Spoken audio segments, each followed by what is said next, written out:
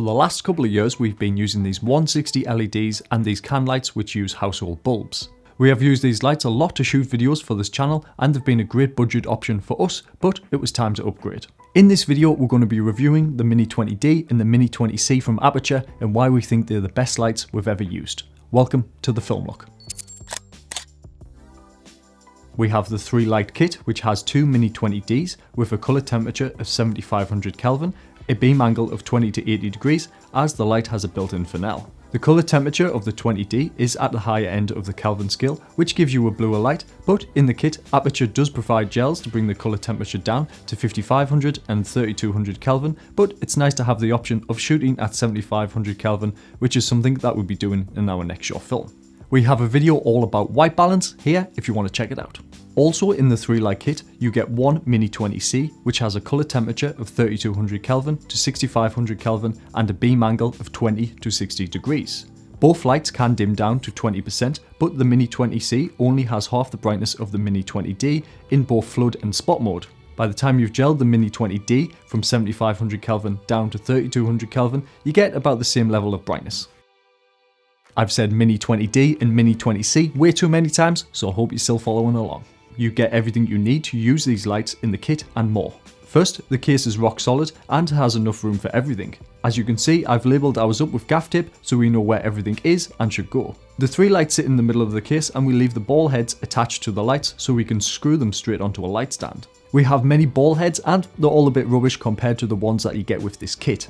They make adjusting the direction of the light so much easier and I wish every light we had used them.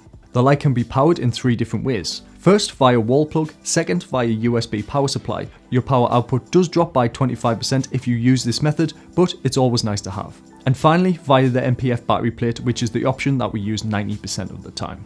The NPF battery plate attaches to a crab clamp, which then clamps onto a light stand. From the NPF battery plate, you plug in the D-tap cable into the light and you're ready to go. At first I wondered why the battery plate was separate from the light, but after using them a bunch I understand that this setup helps to distribute the weight and actually makes operating the light a lot easier.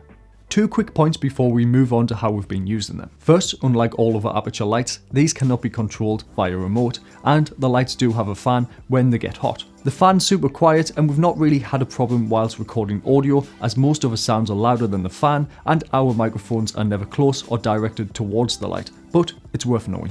Now we've got all of the boring specs out of the way, let me tell you why we think these are the best lights we've ever used. We've been using the Mini-20s for edge and highlights, background and to motivate other light sources. We wanted to see if you could achieve a large soft source with the addition of a large soft panel, and we found you can, but only when you're shooting in dark situations. When shooting in a large bright space, like when we shot our short film, The Asylum Groove, you will need lights that are a lot stronger, like the Aputure 120s or 300Ds to create a large soft source. For our next short film, which is called 60 Seconds, we wanted to have 2 lights that beam across the room, acting as an edge light for each character, but also to shine light onto the wall across the room.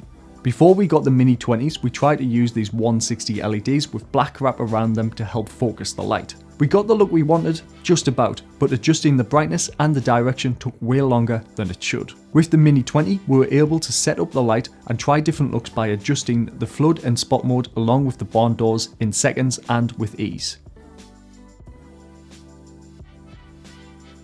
We've also been using these lights a lot in our studio as we can flag the light from spilling off the walls since we're shooting in a very small space. The edge light on me right now is one of our can lights, and to stop the light from spilling everywhere, we've actually taped cardboard onto the side of it.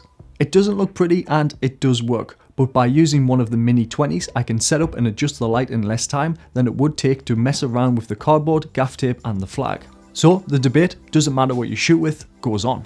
We can achieve a similar look with the budget-friendly options that we've been using for the past 5 years, and I would highly recommend those budget-friendly options when you're just starting out. But after using the Mini-20s, I wouldn't want to go back, as these lights give you the creative freedom to adjust how the light is affecting your image with ease, which also gives you the creative freedom to try new things and see if they work. Who are these lights for? If you don't already have a key light source, such as an Aputure 120 or 300D, LED panels and a ways to diffuse them, get those first before buying the Mini-20s. If you have your key light sorted and want to add a creative hair light or background light, the Mini-20s have a great price to quality ratio, coming in at around $250 per light. We have a set of 3, which is around $720, but you can start off with buying 1 and see how it goes.